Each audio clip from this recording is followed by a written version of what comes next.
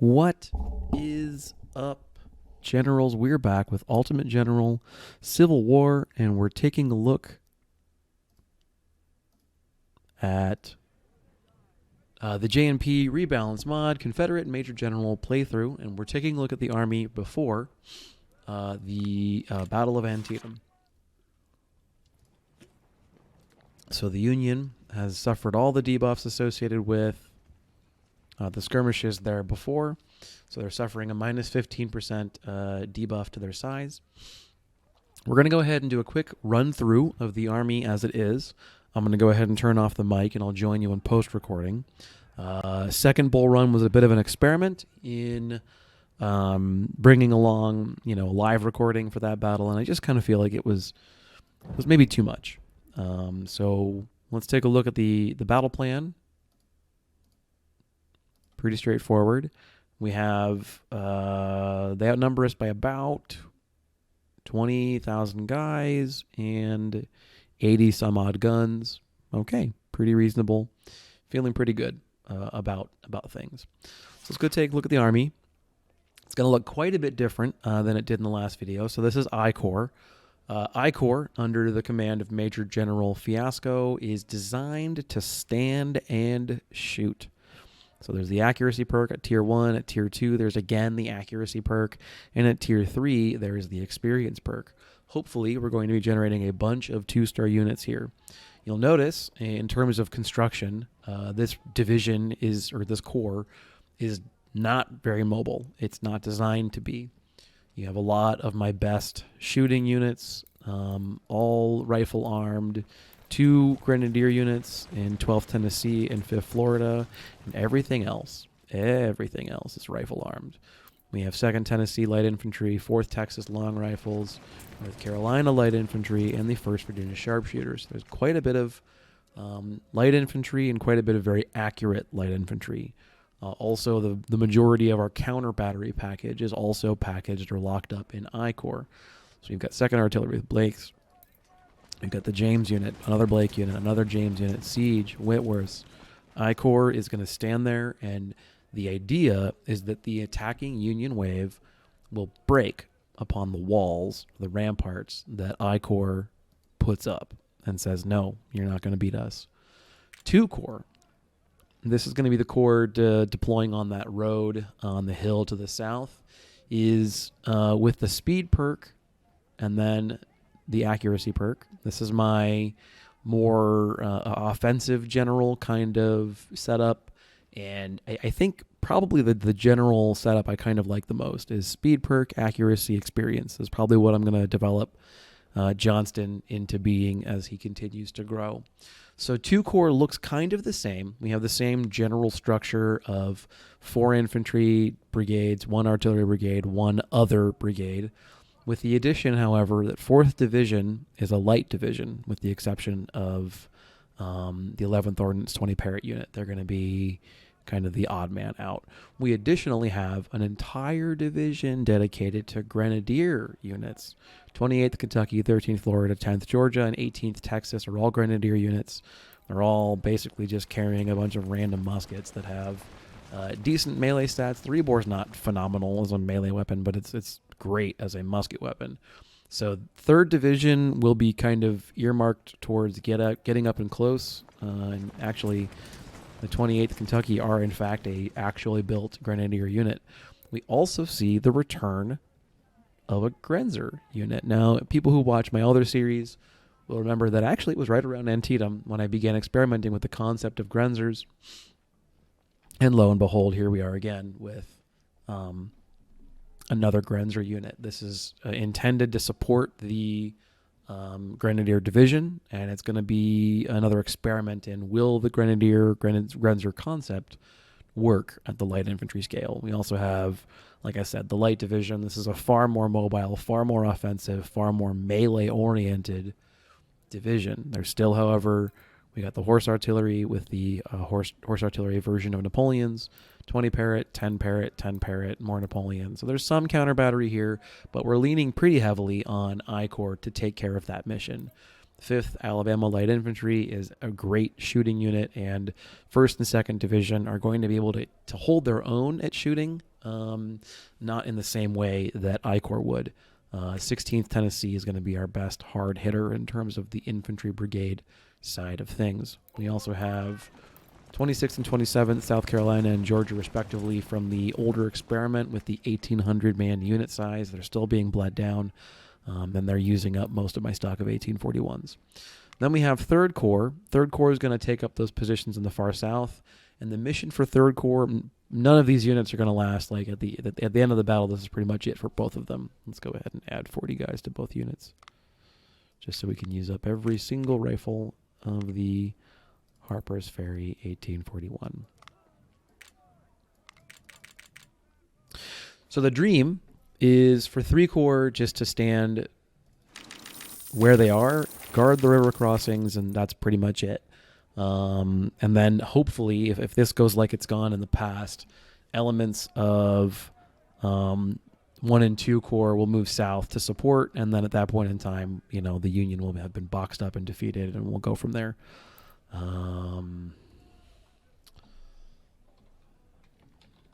not even going to get regiment names. I just need to know what they do. Even so, here I'm mostly adhering to the generalized division structure that I've liked. This is obviously just a significantly scaled down variation thereupon. Infantry, infantry, special. Infantry, infantry, special. Infantry, infantry, special. Light. I might actually have another dragoon unit running around. They are cheap as chips, relatively speaking, and they have an outsized possible impact on the battle. So where are you from? Okay. Florida Dragoons. Do I want the abbreviation or the full word? Screw it. Dragoons is fine. Just keep up the thing. But then the infantry just gets the abbreviation. I don't know. We'll figure it out. Cavalry is rare enough that I guess they get the full word, and infantry is pretty common, so they get the abbreviation. Whatever. Like I said, I don't expect any of these units to make it past to the end of the battle. They'll get to the end, and I'll delete them if they've been particularly effective, maybe. None of these officers have any experience. I'm buying them from the shop raw, so to speak. We've purchased all the guns that we care to buy. I've got plenty of money. Actually, I think maybe... See, I don't want to buy, Enfields. I'm really impressed with the Enfield. I think it's a great weapon. It's just expensive as hell right now. So, we'll just hope that I get more. Whatever. CSRs are good. Hope I get more in the future. Make sure that I've got all of my scope Whitworths. I've got all the things I care about here, including a truly monstrous number of cavalry carbines. And we bought all the artillery we want, I think. Yes, we're fine. Okay, so with that being said, the battle plan, as I mentioned before,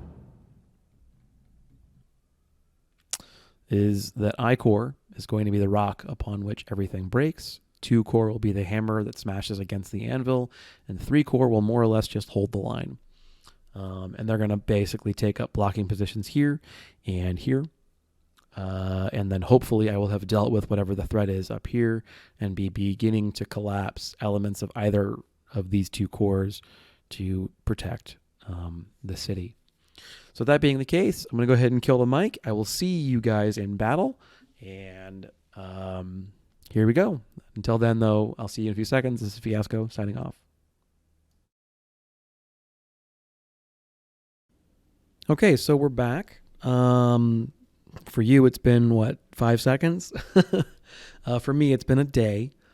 And, guys, I got to tell you, this battle was a blast. Here they're doing the kind of the historical walkthrough about the scenario. I end up skipping it.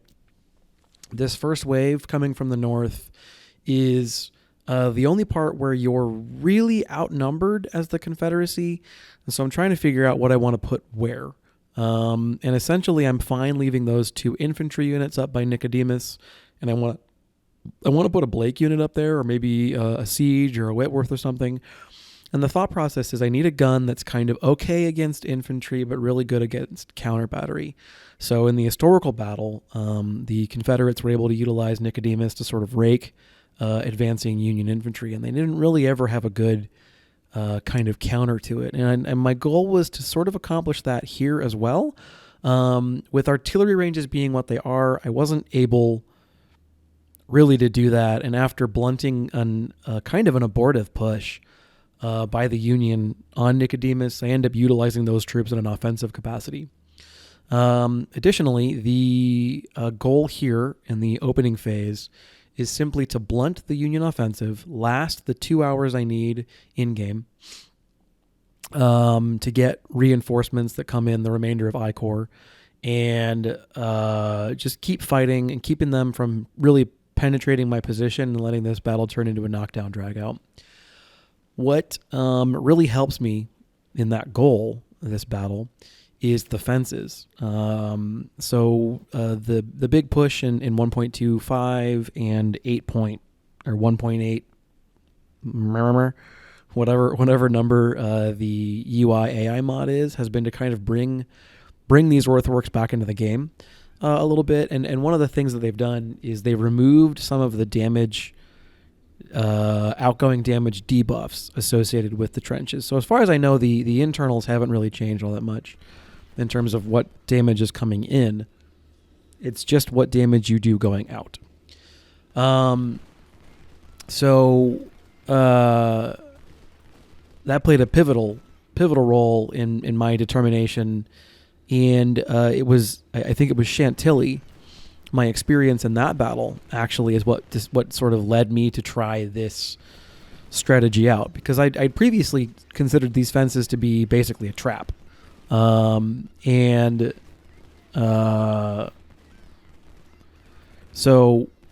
I thought, okay, well, the fences are a trap. Let's not use the fences. But that's the traditional game. In the rebalance, the fences are pretty good. And I know that this is a point of contention that Panda and Johnny are still continuously modding or tweaking the fences. And I imagine there's still some tweaking to be done. It's possible they're too good, maybe. I don't know. But this opening push is very touch and go for a while there. I really had a lot of fun kind of playing this portion, where I felt like I didn't have enough resources to handle every threat. I kind of felt a little overcommitted and under supported in this portion of the battle. The Union was nice and aggressive. Thanks to scaling, the unit sizes were all pretty good. They were all a little smaller than me, actually, but they had more units, which I kind of liked. So I think I might, in a future playthrough or on my own, I might actually turn up the variance. So not the setting that makes the units bigger. I actually don't like ridiculously huge units. I don't like them when they're 6,000 men or 4,000 men or whatever. But I don't mind at all when there's more of them. And I think the Union AI or the Confederate AI generally seems like it does better when it has more units rather than when they're bigger. When they're bigger, it can just be stupid with them. They can just be big dumb battering rams and whatever, and there's no real tactical finesse there. When they're the same size as my units or a wee bit smaller, that gives you the opportunity to, like, with smart play, you can kind of outmaneuver them. There's 2 units coming in that just charge my position there with the 4th Virginia, and I did a bad thing. I popped out skirmishers, and then they stopped the charge. So my intent there had been to pop the skirmishers out to help me in the melee combat, so I had 2 units against their 2 units. It ended up canceling the charge, so that was unintentional on my part, but it did kind of accomplish that objective. So I decided not to. I think I endeavored not to do that anymore, pop the skirmishers, because that wasn't the intent. The intent was just to give me a leg up in the melee. Here the Iron Brigade comes charging in, and at this point I decide I'm going to go ahead and have 24th as kind of a roving fire brigade. And at this juncture, if I had this to go back and fight over again, I would have, instead of bringing all regular infantry, I would have brought 1 grenadier unit and had them hang out behind 23rd Mississippi and 4th Virginia and have them fill basically that function. I believe I do actually have a grenadier unit with the speed perk, although that may be in 2nd Corps. And Anyway, so around this time, I kind of realized, hey, they're no longer pushing on Nicodemus, and I've got 2 fresh infantry units that are basically doing nothing, and a Blakely unit that is, like, of minimal efficacy. So I kind of start scouting with the 15th South Carolina skirmishers to try and figure out, like, are they hiding in wait? Is there units waiting to pounce on me, or what's going on? And this is when I kind of go like, oh, maybe I can go on the offensive.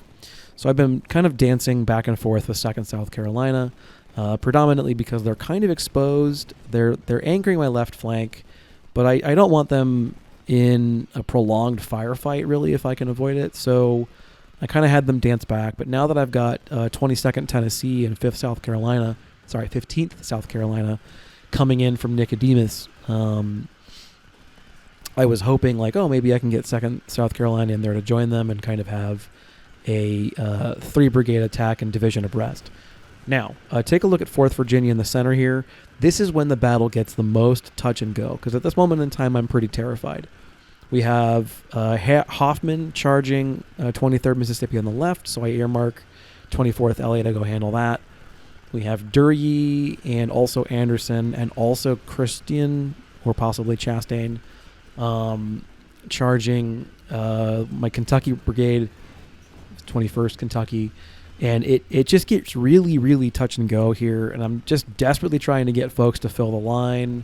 Like, as much as this is pretty desperate, guys, I was having a blast. I was loving every second of this. I mean, I'm not crazy about taking these kinds of casualties, but you know, the game's really giving me a run for my money here, and I loved it. I loved this opening part of the battle. This was so fun. Really messy, really bloody, you know, not very efficient, but we managed ever so barely to hold the line and to keep the Union, toss them back. And part of this, I think, comes down to MG Fiasco handing off his aura of morale regeneration. I noticed, however, that his aura was smaller than the commander of 2 corps, and 2 corps is led by a 2-star general, and Fiasco's a 3-star general. I had heard some rumblings that it's possible, for some code reason, that the I Corps commander, their like leadership aura never gets bigger or is smaller than everybody else's, and I kind of noticed that here in this battle. So it's still plenty big here, but I take a look at later on, and I don't think it's for a little while. I take a look later on when 2 Corps shows up at how much bigger his command circle is compared to MG Fiasco's, and I kind of think, oh, well, that's interesting. So at the end of this battle, I do it off screen because you just don't need to watch that, but at the end of this battle, I transfer completely all of I Corps' command down to 3 Corps, and so 3 Corps becomes the new premier unit in the army. So 3rd Corps will now replace I Corps as the premier unit. All the generals move down. All the division commanders, several of whom are generals, move down. We also, at the end of this battle, get Robert Lee. Robert Lee takes over command of 2 Corps, leaving Joe Johnston free. He becomes the new 1st Division commander in 3 Corps. And we have whoever is currently commanding 3 Corps, which is sort of my holding corps. That individual takes over command of I Corps, because I Corps will evidently always be just a holding unit, or a we'll call it my 3rd string. I mean, literally, it's only ever from this point forward going to be positioned on portions of the battlefield where its participation in the battle is not vital, because if that aura never gets bigger, well, shit. So Hoffman back here becomes a real thorn in my side. He absolutely slaughters 15th South Carolina. They take crazy losses. And it's because Hoffman's a 3-star unit. And he's in great cover. He's in a fantastic position. Hoffman's doing a wonderful job anchoring the Union right. And he takes a great deal of firepower to dislodge. You'll notice that the vast majority of my heavy infantry, my line infantry, is being deployed to the right of the Confederate position, and that's because those troopers are predominantly intended to check the second Union Corps that attacks. So I'm feeling fairly confident that the forces I have on hand can handle the existing forces, the existing Union forces, with the exception of my light units, 4th Texas Long, 3rd North Carolina Light Infantry, 2nd Tennessee Light Infantry. These units are earmarking against the extreme Confederate left flank to help cave in their position there. So hopefully the dream is they can send Hoffman running. They can maybe get at artillery if there is any left at this point. I don't think there is, but they can get at it if there is. There is. Okay. You get what I'm saying. The light troops are intended to support the heavy assault coming from my left at Nicodemus. Meanwhile, they have continued to press the attack against the weak point in my line, which the Union has decided evidently is the 21st Kentucky Brigade. And they're not wrong. It is the best point to attack. The fences, the units in the fence positions have some sort of melee damage debuff or melee damage resistance attached to them. They have bullet resistance and everything else. So we end up capturing one of these brigades, which is pretty cool because I get a supporting one of the reinforcement units. We get a supporting unit in there, and we're just continuing to blast down the Union troops at this point in time. Like at this juncture, they've taken enough casualties that our lines have, for the most part, stabilized. I'd say pretty handily. And at this juncture now, I can sort of switch to the offensive. So I can try to take out Hooker. I try and take out individual brigades. I try and knock out their artillery. All at this point, I'm thinking about how do I get set up for an hour from now, because an hour from now, a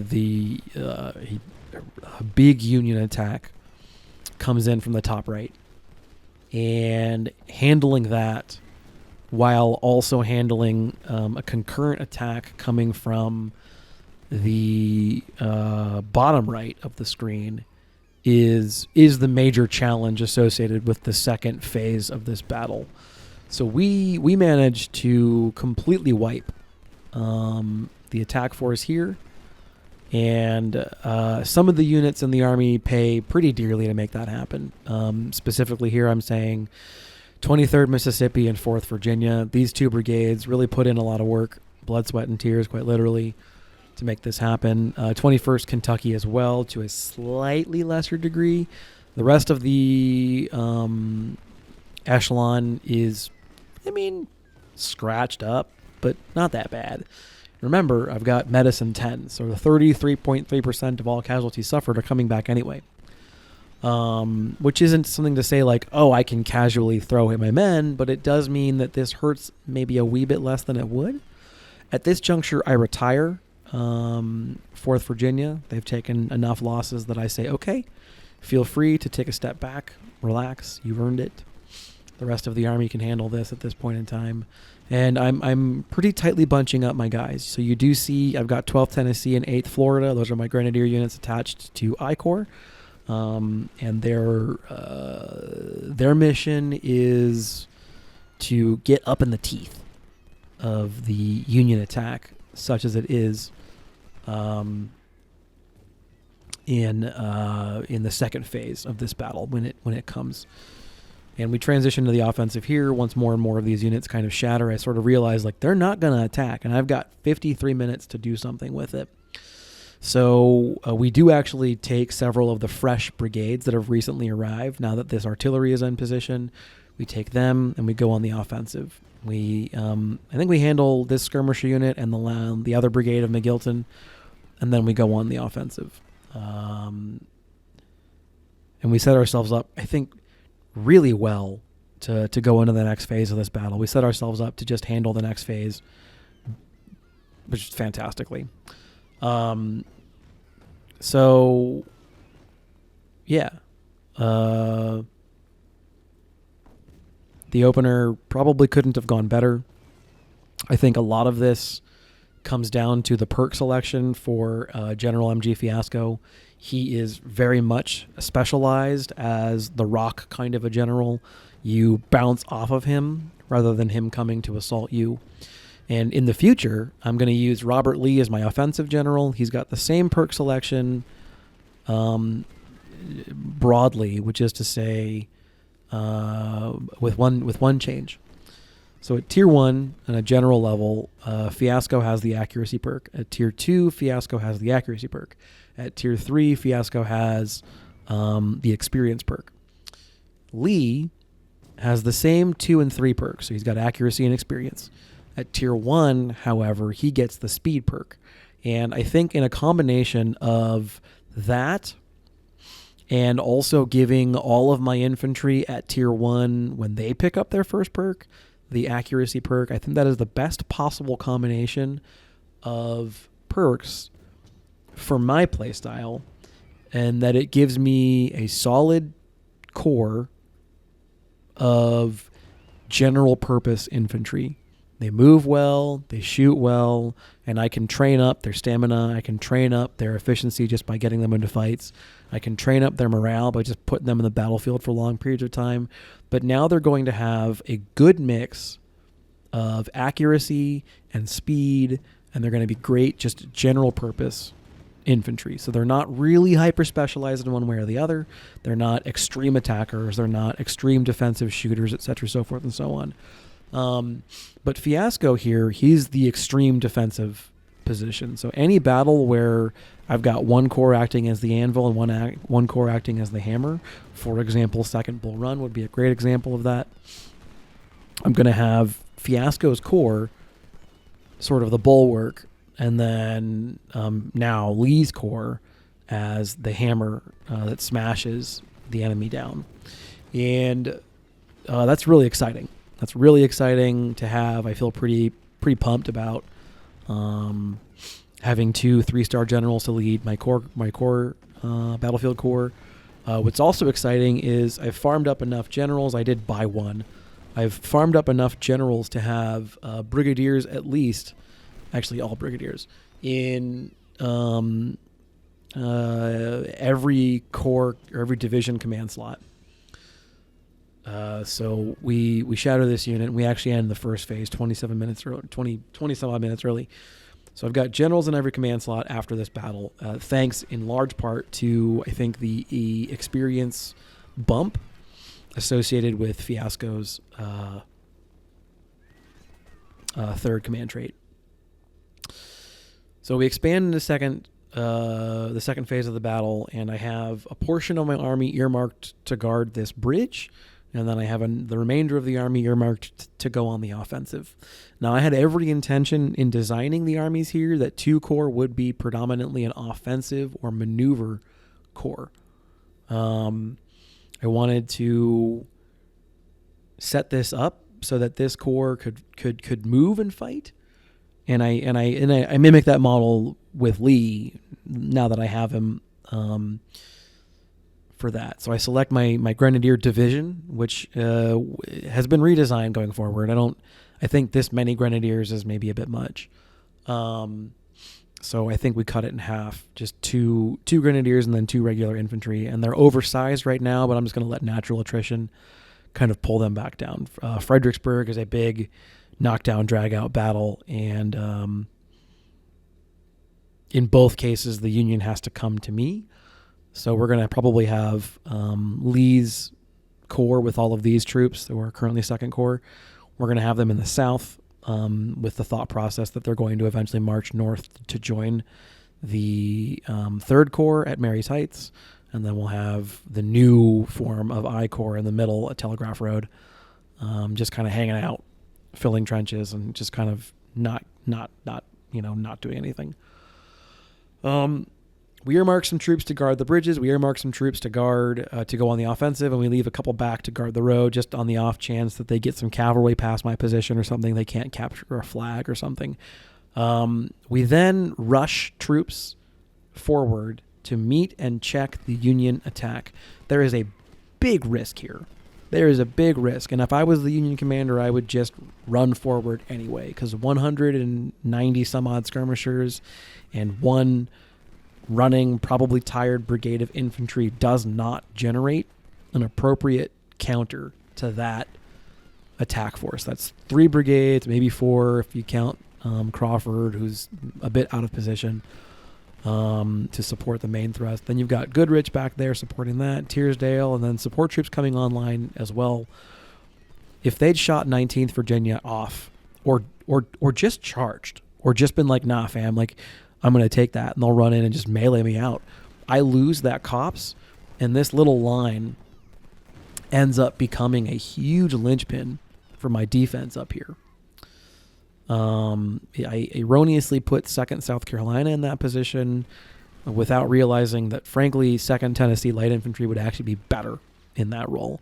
And I do figure that out eventually, but it cost me a couple of guys in South Carolina. So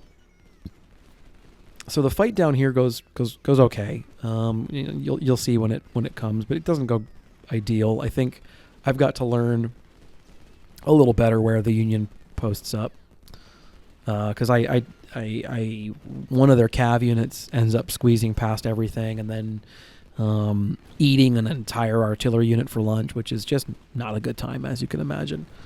I want to be mad about it, but I also gamed the battle by like remembering basically where they spawn and being like, okay, I'll be here when you get here. I'll be waiting. Like, that's not appropriate. That's, if I want to, because I make a big point about kind of, I like the role play. I like building a brigade and telling its story and remembering, the adventures of 4th Virginia or whomever. So let's take a look at the big Union or Confederate position. I've got a huge kind of interior lines, refused flank position. The bulwark of my defense is this copse here with 22nd Tennessee, 25th North Carolina, 8th Arizona, et cetera, and all the artillery. That's the central bulwark against which I'm challenging the Union to smash themselves, and they do so with glee. I've got 2 grenadier units in rear support, waiting, ready, excited for melee, and they don't really ever get it because there's enough accurate fires that the Union can't cover that kind of ground.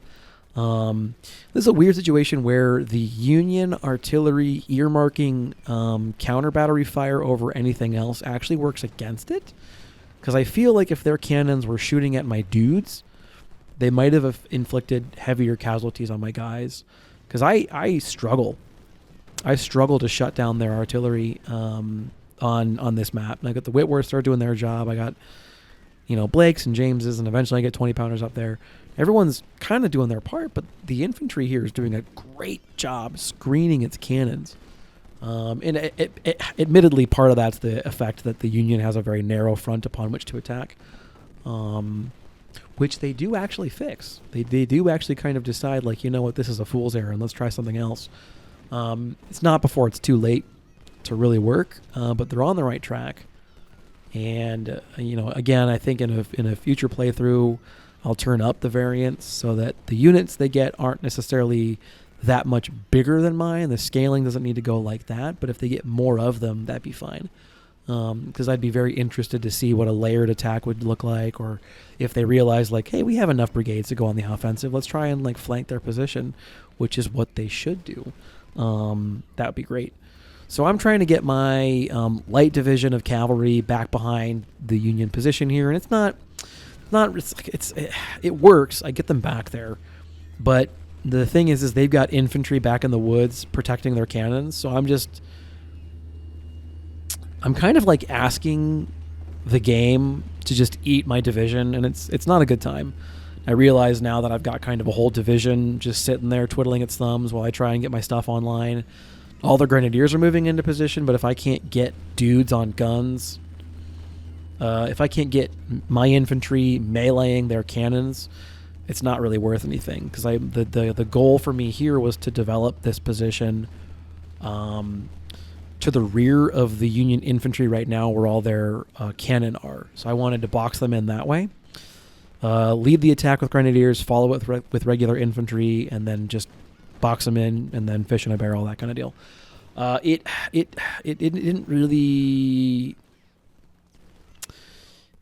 didn't really materialize that way. And part of the reason it doesn't is I realize I don't need it to. And then the second thing is the Gibraltar Brigade. This is this one Union brigade off on its lonesome, goes running out. So first thing is I commit to the attack like I planned. The entire time I'm doing this, though, I'm kind of eyeballing Gibraltar, and I'm thinking like, oh, man, Merry Christmas to me. You'll see why in a second. So I advance to this cav, and I'm kind of like, oh, I'll go eat this artillery really quick, and then I'll get out of there. Except for the fact that they've got two separate brigades, Crawford and Gordon, moving into the woods. And I'm like, formed infantry in woods against melee cav. It's just a bad time for everybody. Well, it's a great time for the infantry. It's a bad time for me. So I abort. It's a lot of wasted movement. That part sucks. It's a lot of stamina just thrown out the window. I guess that's okay though. It's stats, right?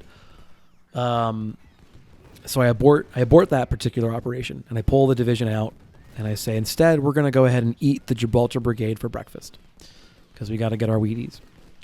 I'm like, that just goes very well. Let's put it that way. One extremely overextended brigade against 4 cavalry, one of whom is a 3-star, and 2 of them are melee typed. You do the math, right? Like, it's only one way that goes. So they trade shots with the infantry there in the woods. Those were, I believe that's 21st Kentucky and 23rd Mississippi, I think.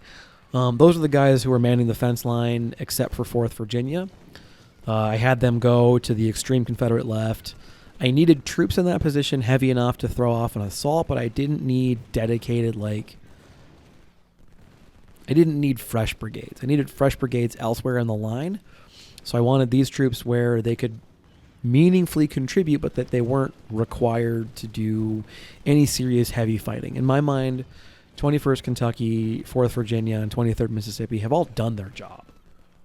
They've contributed what they're going to contribute to the battle as a whole, and they've suffered enough losses that it is time for the rest of the army to pick up the slack. So here we go, and we just basically eat the Gibraltar Brigade. Meanwhile, the Grenzers are proving that the concept is still sound. I don't know if I'm going to go to the point of making whole divisions of them or anything dumb like that, but they go just evaporate one artillery battery, and they do some pretty substantial damage to another. All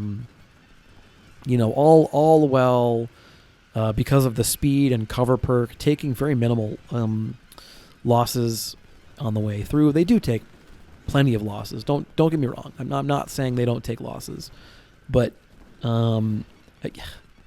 these are free guns. These are using Springfield 42s, and it's rookies, and I don't know. What do you want me to say?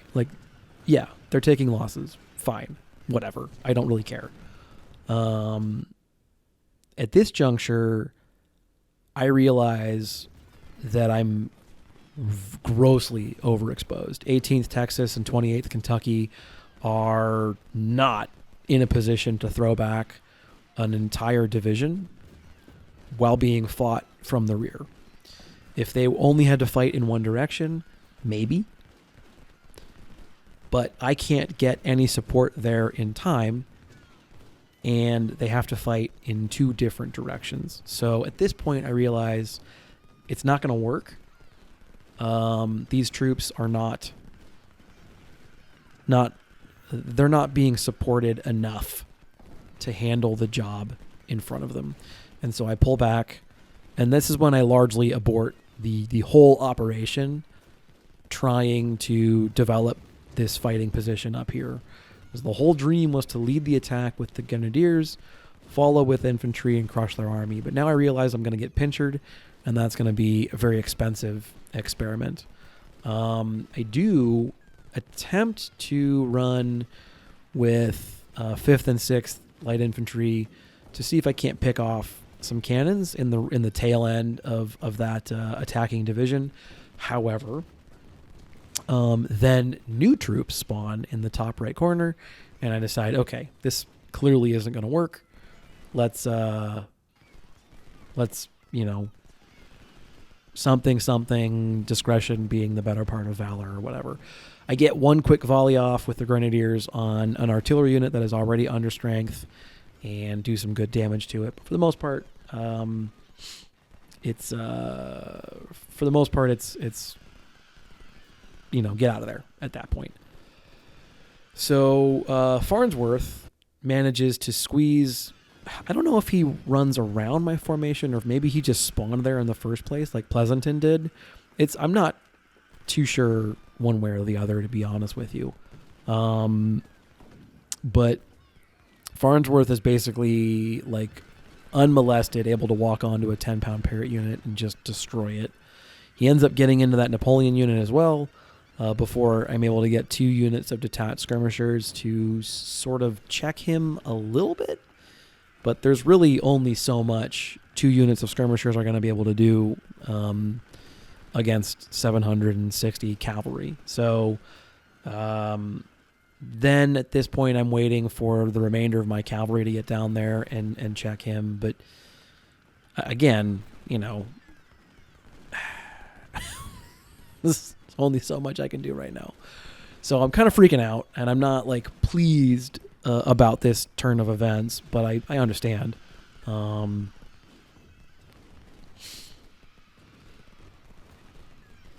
We managed to fire him off with 2 skirmisher units, mostly just body blocking at that point. They're not doing anything else except for just physically body blocking and convincing the AI that maybe somewhere else would be a good place to do all their fighting, I guess.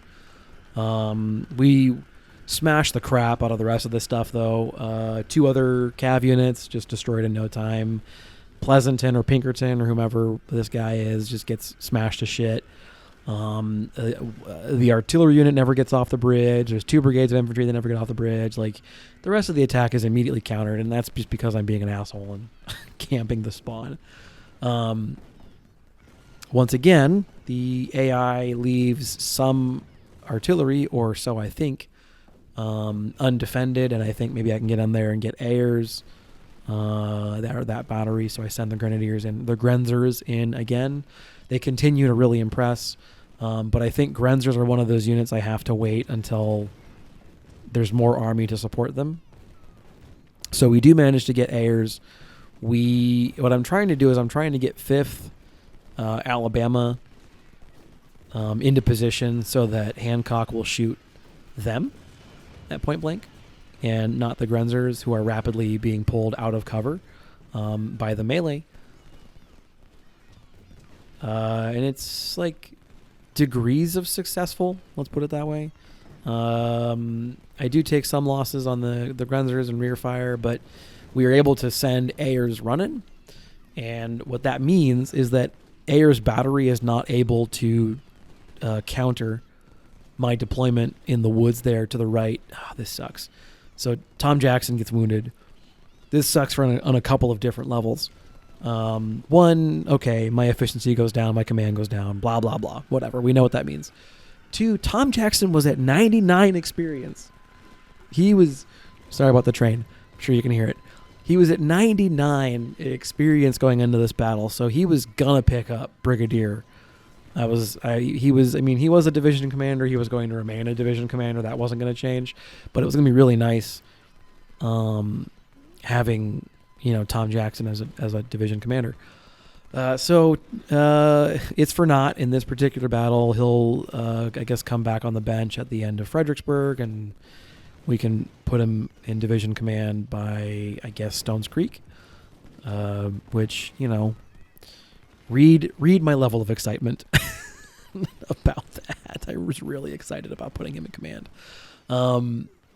Although I guess the cool thing is that because I was intent on getting at least 1 corps with brigadiers and the command slot for everything, I ended up buying 1 general, and it was Braxton Bragg, which is pretty cool. So I've actually been to Fort Bragg. I was not stationed there, but I've done, I don't know, schooling on Bragg. Not airborne. I think Bragg is the airborne. School for that, right? I do not have my wings or my jump boots or any of that nonsense. These Danners stay firmly on. Now they're Nikes, but They used to be Danners. I loved Danners. A little bulky, but they were affordable, and you could wash them they were easy to maintain. You could put them in your laundry, and they'd come out looking inspection field ready, all that kind of stuff. Gone are the days of spit shining your boots, I suppose, but that's a complete non sequitur. I've spent most of this time doing a play-by-play on the battle, so let's talk a little bit about like meta stuff, because at this point in time, it's just running down stragglers. This Farnsworth is annoying, but not really a problem anymore. There's the occasional thrust from the Union trying to go left. They've realized a frontal attack is suicide, finally, and so they push to the left. And now I'm kind of like, let's get some exercise for some of these guys. And spoiler, all these forces on the left, there's actually some really cool play coming up. So all of my skirmisher units, like my light units, end up being all-stars and doing a lot of great work, and not the long rifle units, just the light infantry generally, or the Grenzers. I'm pretty proud of the skirmisher micro in these portions of the fight, although Panda has mentioned he feels light infantry may in fact be broken, and I'm not terribly inclined to fight him on that assertion. So I say I'm proud, but it might not be warranted. Anyway, so I had some questions from a viewer who was watching. Let me see if I can't look him up. His name. I apologize for not remembering it or having it prepared. A viewer who was watching my first bull run video. Where is this guy? John Nellison. So John Nellison left some really wonderful commentary. I want to thank you, John, for your comments. They are attached to the battle at First Manassas, but they're relevant to the overall campaign. And specifically, John asked, why don't I put points into politics? I think I have in this playthrough. I don't remember if that's the case or not. And if I have, I haven't put any beyond whatever you get in the start. Like, I'm pretty sure I used politics in the start.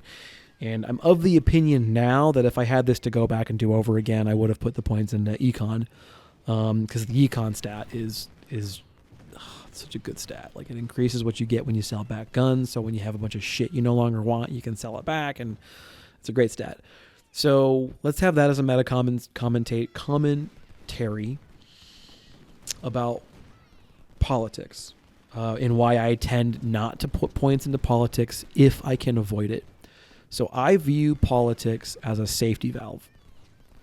It's my supposition that the game gives you plenty of recruits and plenty of money and plenty of guns to a more or less degree in that last point. I will say there's some contention there. The game gives you plenty of money and plenty of dudes to get through the campaign, especially with the way that Panda and Johnny have rebalanced some of these stats.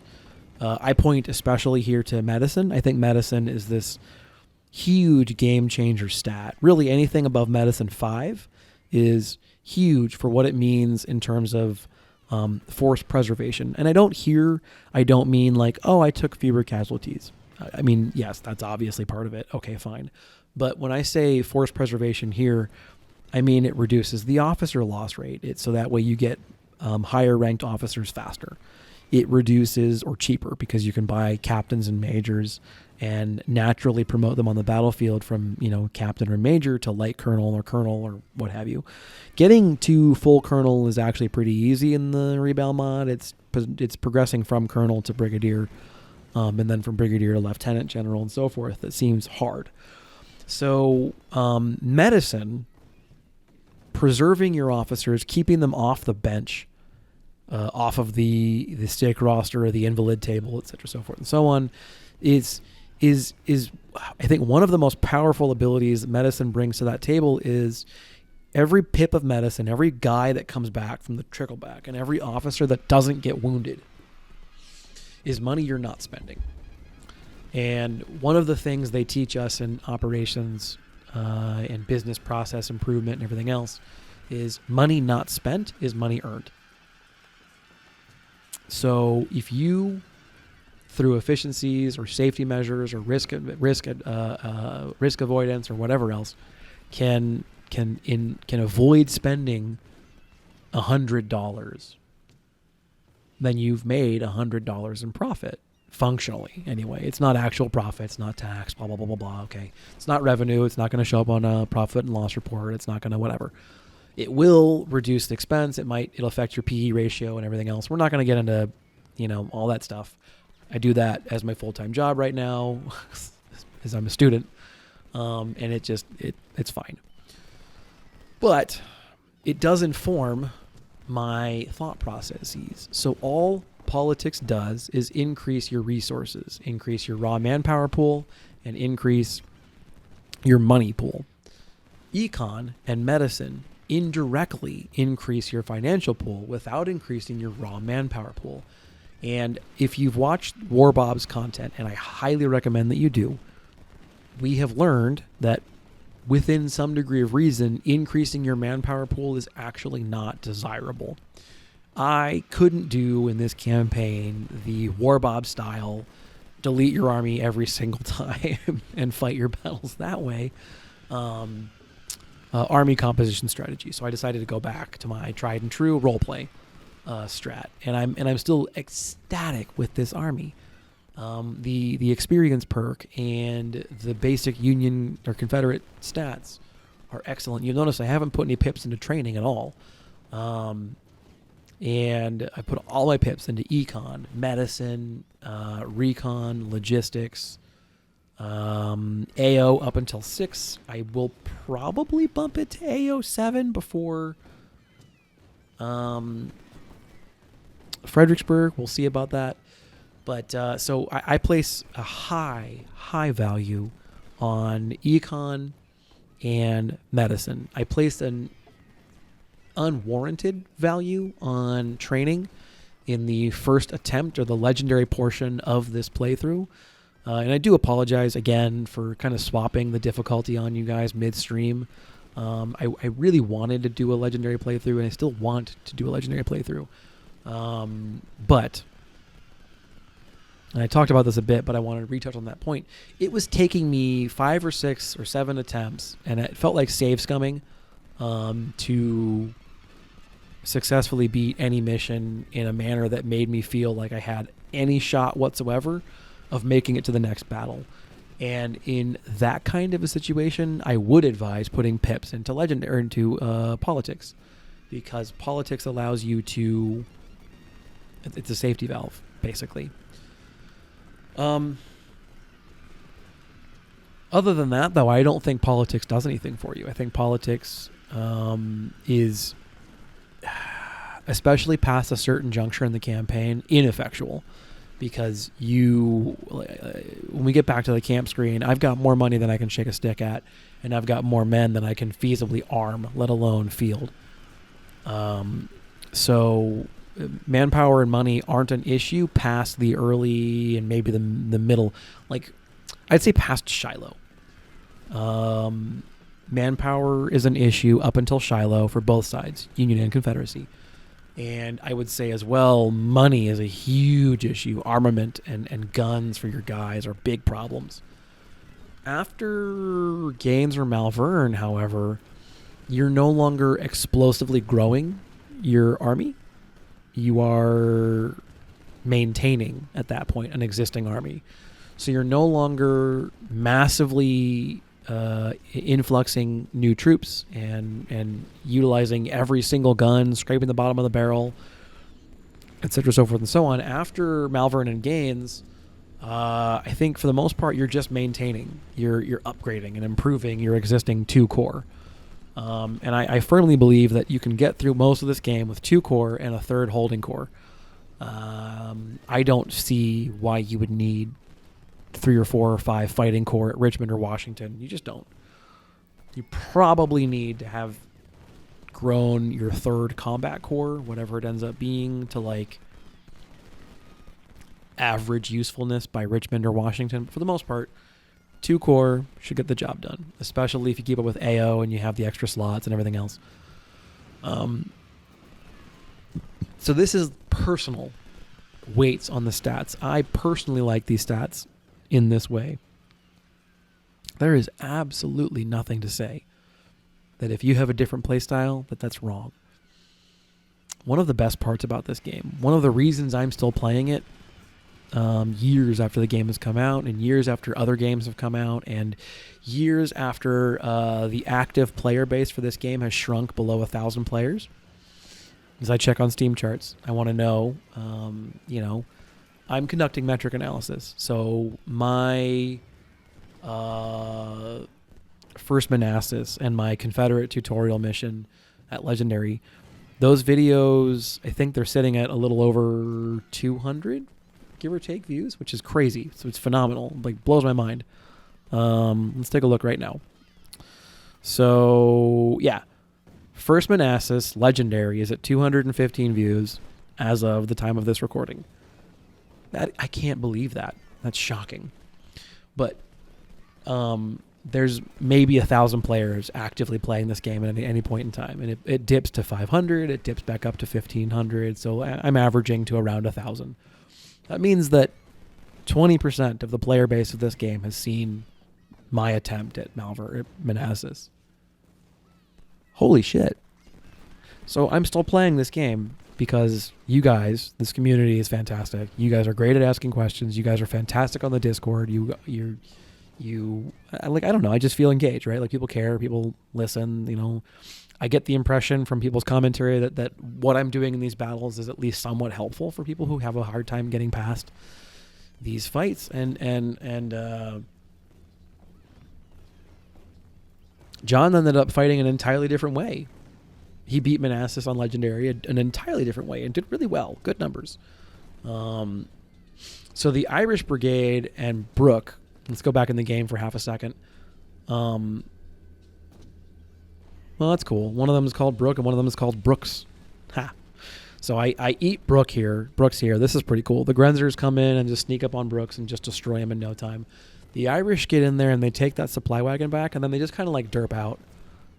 And they're like, cool, we have the supply wagon. Let's take a bath. Like, they just want to hang out in the river at that point.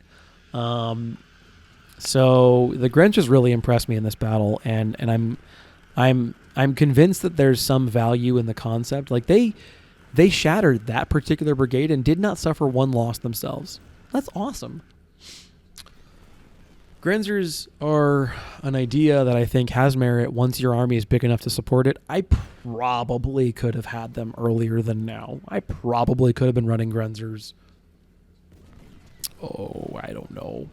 Malvern, let's say, I think, or Gaines, right around there. I don't think I have enough money to support them at Shiloh, or Dudes, for that matter. But I reckon you can get away with a Grenzer unit or two at Gaines or Malvern, and they might actually be super helpful, especially, come to think of it, in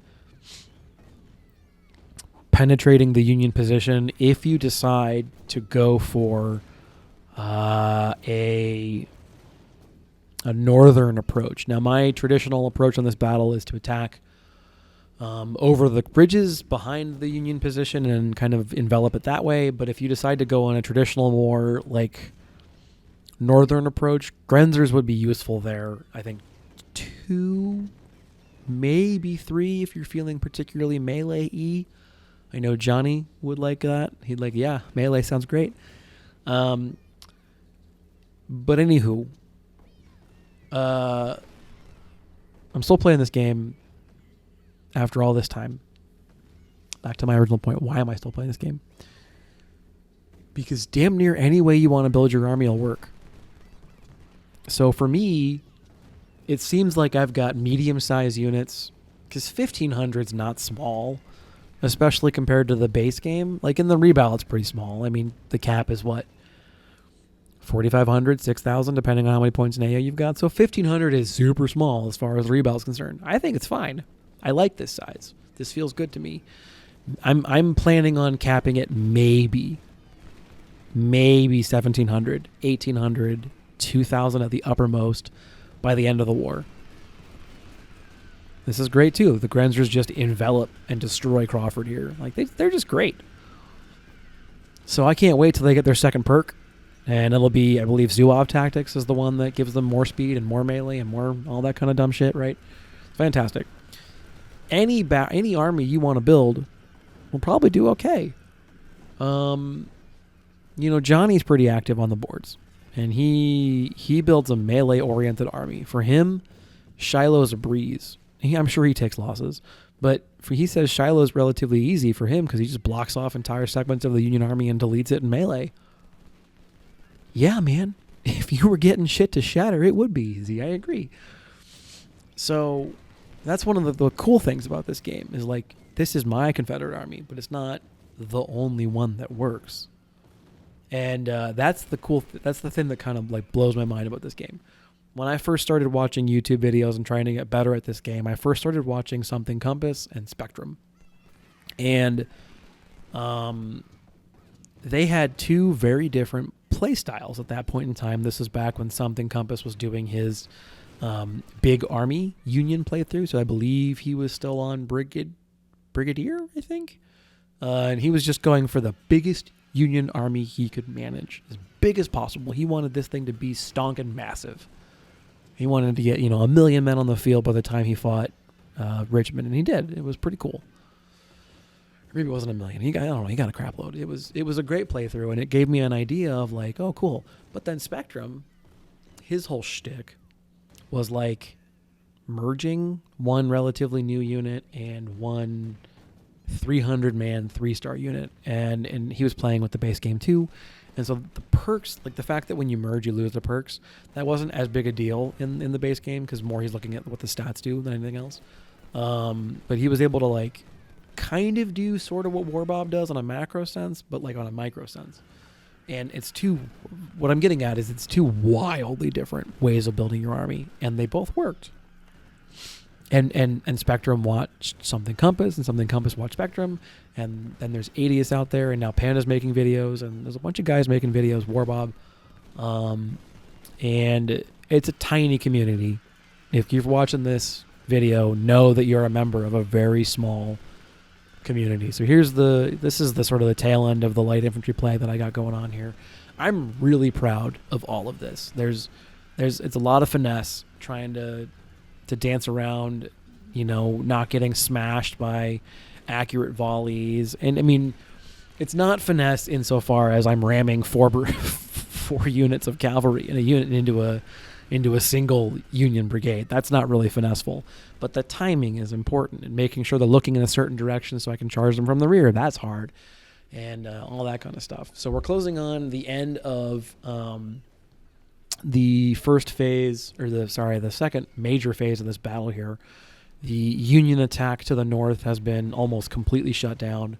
Now we're just sort of cleaning up the stragglers, and we're pulling off supply wagons and making sure we try and capture as much money as possible. That's another thing.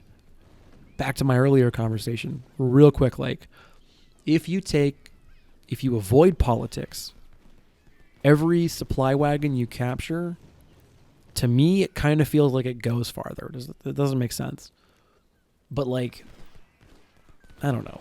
I don't know if I'm saying I don't think it makes any. It doesn't. I'm not saying anything. I'm saying like if capturing free money when you're not getting excess money from the game feels really good. Is sort of what I'm getting at.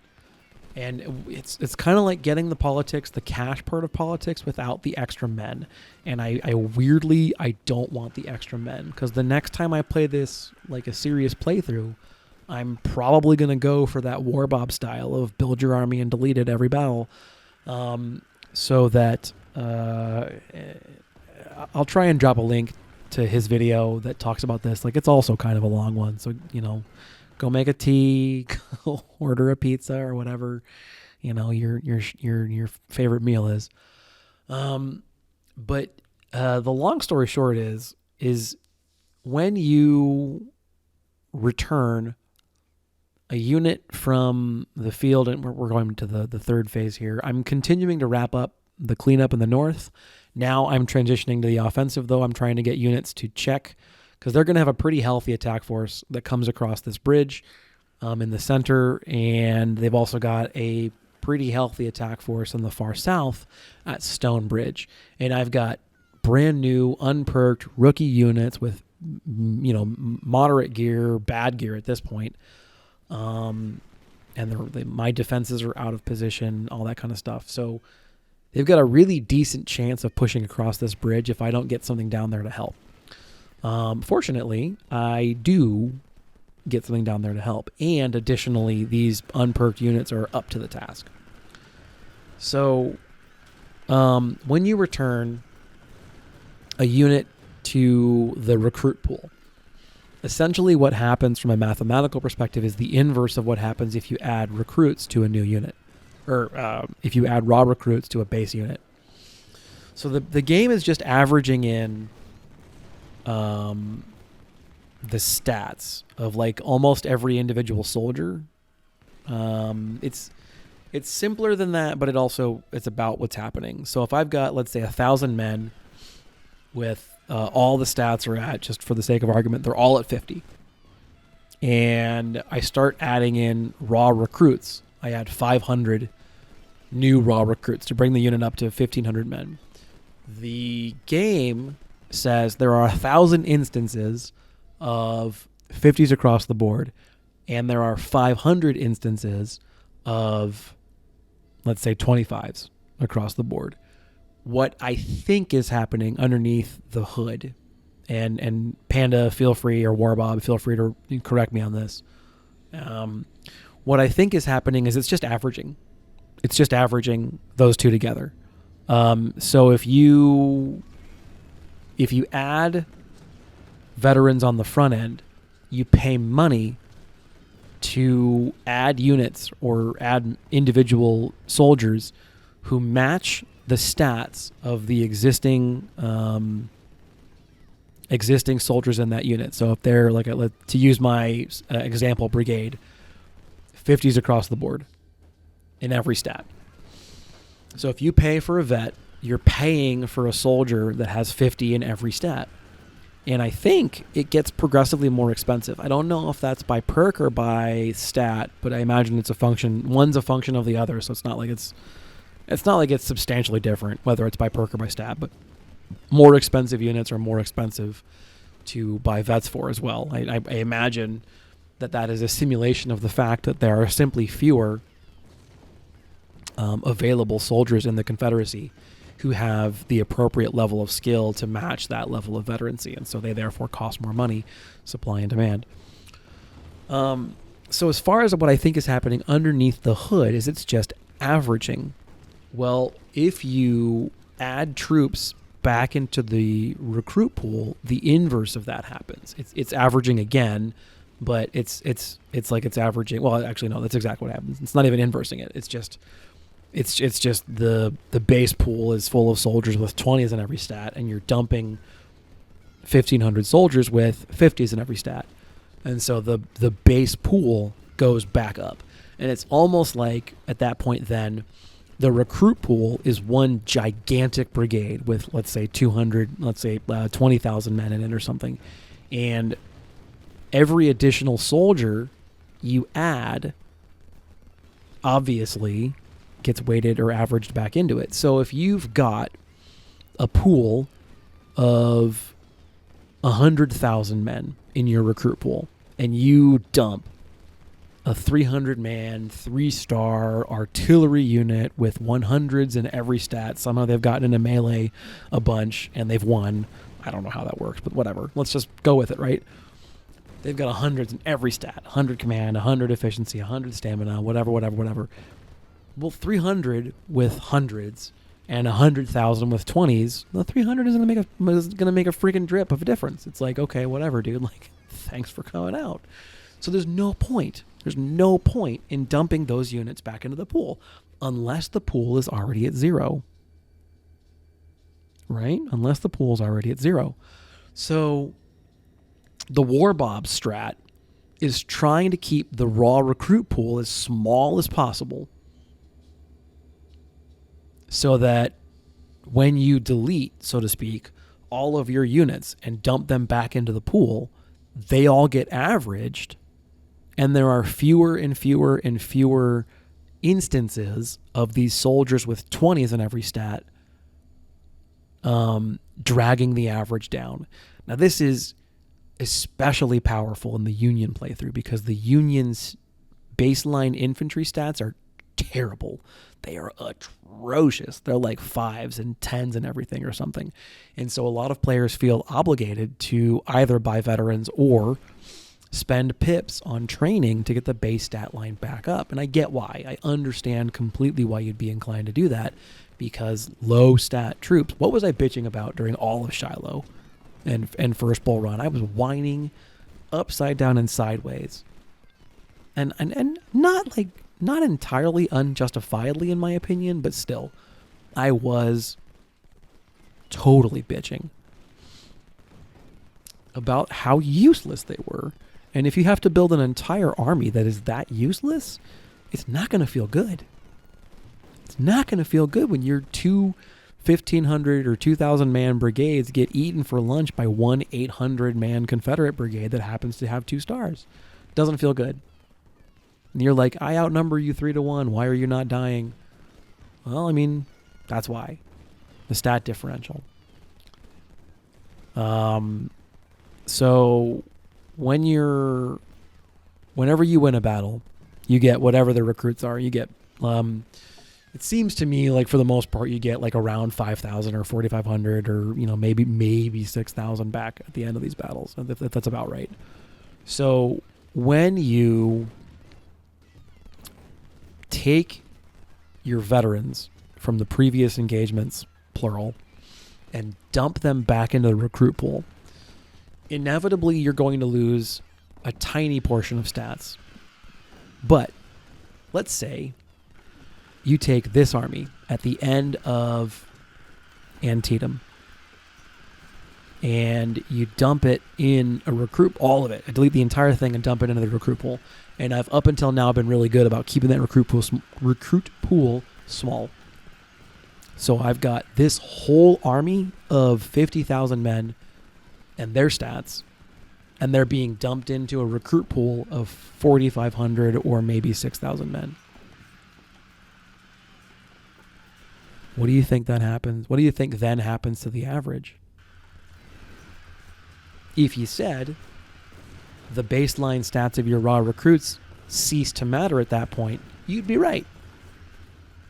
You can get away with not putting pips into training, and politics, if you're capturing supply wagons, if you're surrendering opposing units because you get recruits that way, and if you're pumping medicine to preserve your veterans or preserve your experience, and then you dump it at the end of every battle, you dump it back into the recruit pool, and you build only exactly as much army as you need for every battle, seeking to do some things. There's some tricks as well here. You get a flat level of XP per division command and per corps command. So a corps commander just gets a certain amount of experience for leading a corps in this battle. So even though their units might not gain any stats, they still gain a flat amount of experience per division or corps or whatever for just fighting the battle. So you want to maximize the number of divisions you bring in a battle, even if they're small. It doesn't matter. You want to maximize the number of possible corps you bring, for the most part, in battle for the exact same reason. Be careful somewhat with the corps thing, because there are some weird places where the reinforcement tables can kind of screw you if you do that wrong. So just be a little careful there.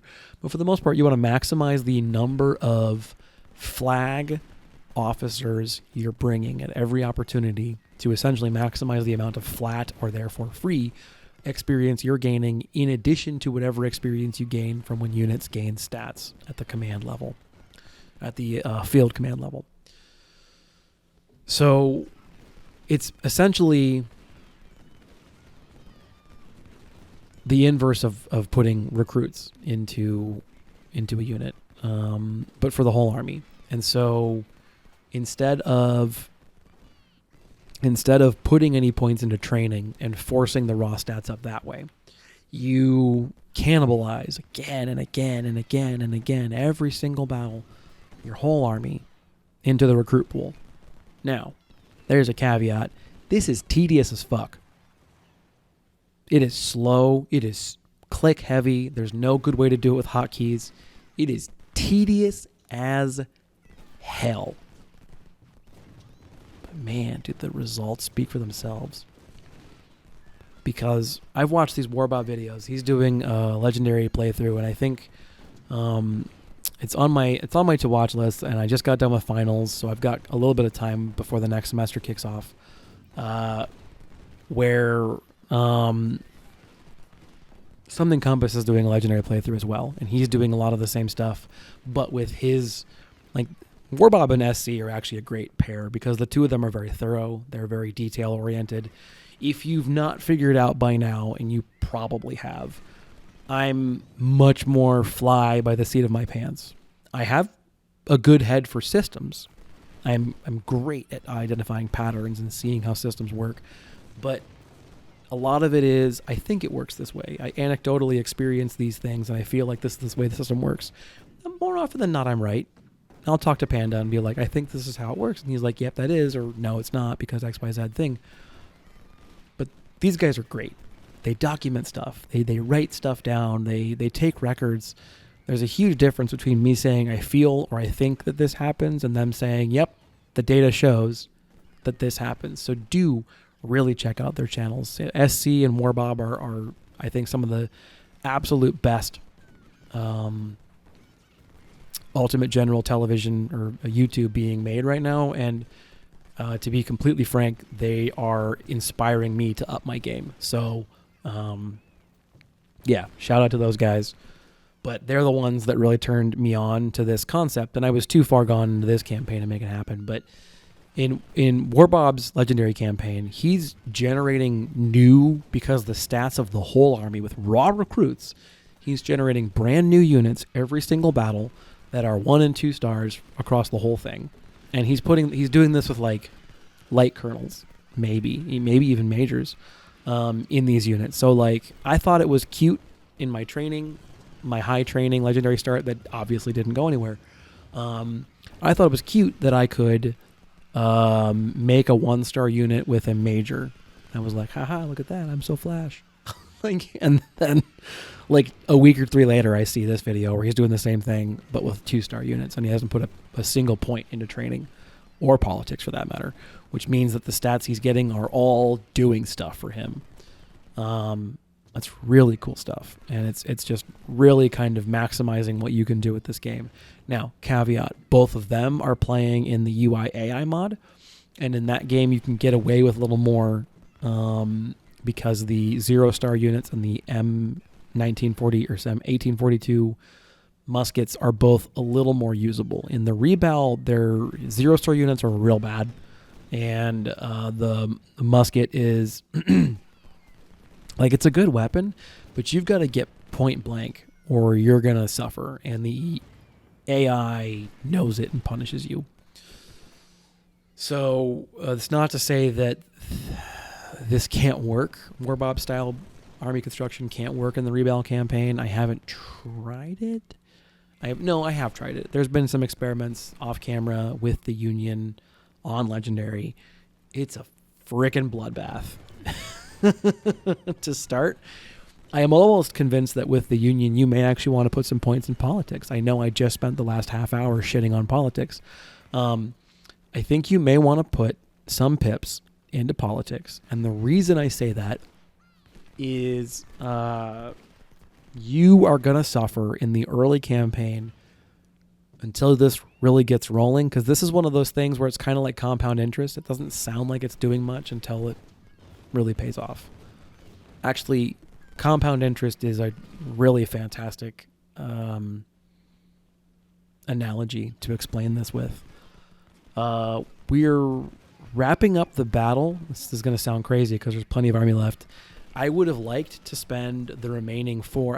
I would have loved to have spent 4 hours marching my troops back and forth and back and forth and back and forth and back and forth. I think it would have been boring for you to watch that. So I might have just been like, I'm going to cut and come back 3 hours later. But we get a truly stupid amount of captures here. So this is a great way to wrap this battle up, because I get pretty much an entire core captured. I mean, a handful of these units shatter. The artillery shatters for sure, and it's not like I don't take losses in this process, but we capture a large number of these units, and it gets me excited. So I think compounding interest is actually a phenomenal way to visualize what the Warbob experience cascading thing does. It does not seem like much is happening at first, because you'll go and you'll fight the tutorial mission, and then you'll fight Distress Call, and then you'll fight First Bull Run. And, at Bull Run, the basic unit stats are like 10s across the board or some truly atrocious number like that. That's just like, how are you even walking in a straight line? I'm surprised you've all managed to get here on time. Have you, though?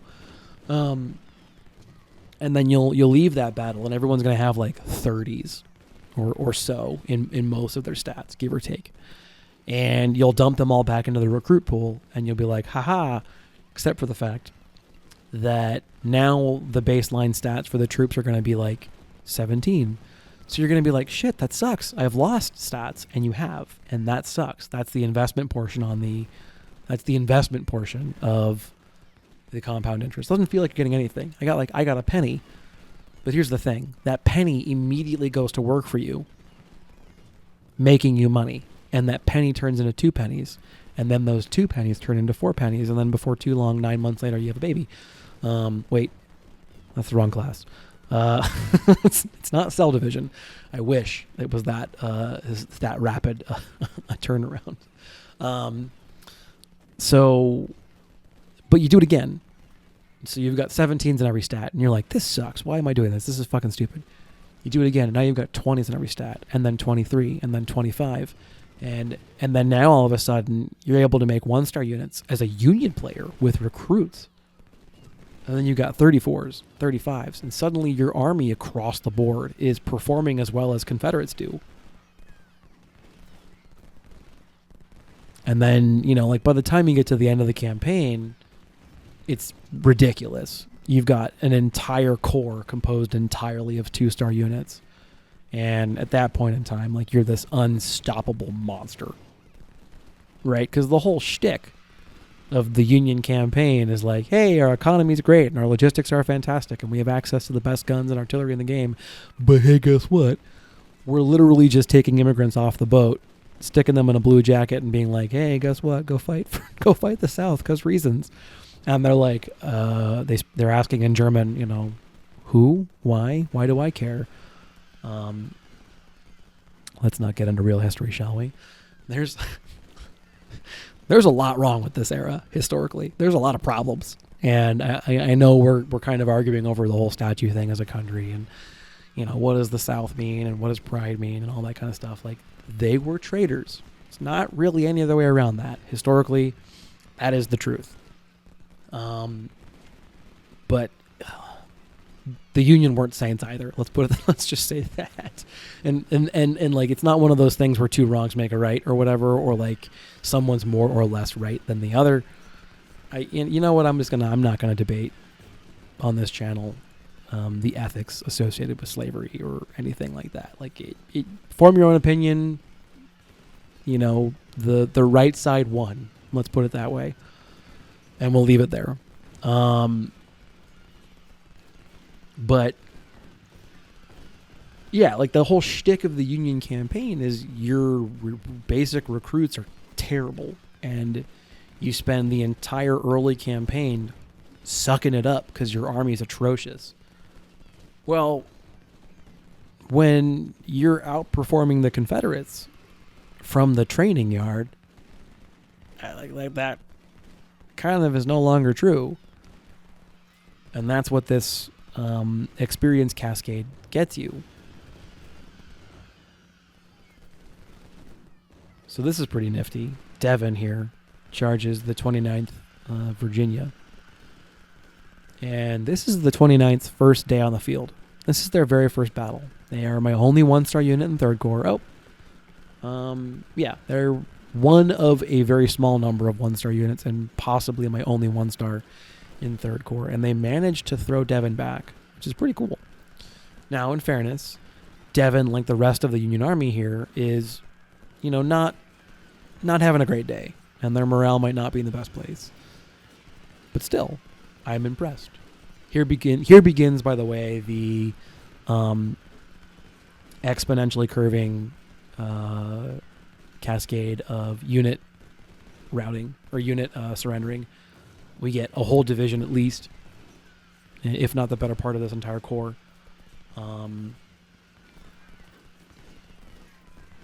Yeah, so we almost had everything there except for Ewing, flipped and then flipped back. And if we had managed to hold Ewing, the battle will be over right now. As it stands, obviously, we're going to get Ewing here in a second, and then that's all she wrote. Look at all those captures. These are units that are still mostly full. I mean, not like they've taken losses, right? But it's mostly full. They've got good guns, too. 61s, syringes, all that kind of shit. That's excellent. So captures there are useful, too, because that's free guns. And it's still not 100%, right? But it's a higher return ratio than if you just pick them up off the ground. So, nifty, super happy. Yeah, so this is Antietam. It was an aggressive form of Antietam. I really made a point of, let's never give the Union a chance to spread out. Let's not even let them get rolling. And with that being the case, I felt as if I was able to maximize the momentum in my favor and minimize their ability to even begin to get rolling. I'm ecstatic with the performance of this army. And I know I just spent a big deal of time giving you kind of an informal tutorial on Warbob, what I'm going to call the experience cascade, but it's still evidence that you can build any army and it will perform well as long as you put some thought into your strategy. So let's call it total 9,300-ish casualties, but after medicine it's more like 6,000. Which is just bonkers good. A bunch of promotions. We mint a few generals. Whatever. It's fine. Some good stuff happens. Great. Yeah, we mint, I think, 3 generals, maybe 4. It's great. We capture a monstrous amount of Springfield 61s, which is great. We capture some 10-pound Parrots and some 3-inch ordnance, whatever. We capture 2 20-pounder Parrots, though, which is excellent. Because I don't imagine I'm going to have enough guns to make a second Parrot battery in the course of this campaign. So, yeah, it's all good. A bunch of money from the supply wagons. We got, I think, 2,000. Let's see what happens on the screen here. So we captured just under 10,000. We get 2,300 additional recruits on top of the 11,000 we get from the mission and, $350,000, give or take. A bunch of 2-star units now. We minted a bunch of 2-stars in first and second corps. We even picked up a star in third corps. So I'm going to put 2 points into recon here and 1 point into econ. I don't know if I do it yet on screen or not, but that's what I'm planning on doing. And the thought process therein is there were several times in the course of, and I'm going to pick up these Enfields, several times in the course of the battle where the enemy was able to shoot me and I couldn't see him. So, I don't like that. And so we're going to go ahead and put 2 pips into recon because I think information is victory. I still don't really feel as if I need the 30 slots just yet. We're getting to the point where I might think about it. And then I put the last point into econ. I want to max out econ quickly. And then once I've maxed out econ, I probably want to max out recon. So we're going to look at econ 10, medicine 10, and recon 10 before anything else gets pumped. And at that point in time, I'll probably work on pumping AO, and we'll go from there. Anyway, I hope you guys have really had a good time. I had a lot of fun. I really enjoyed this battle. So I can't wait to see you guys on the road towards Fredericksburg. And until then, this is Fiasco signing off.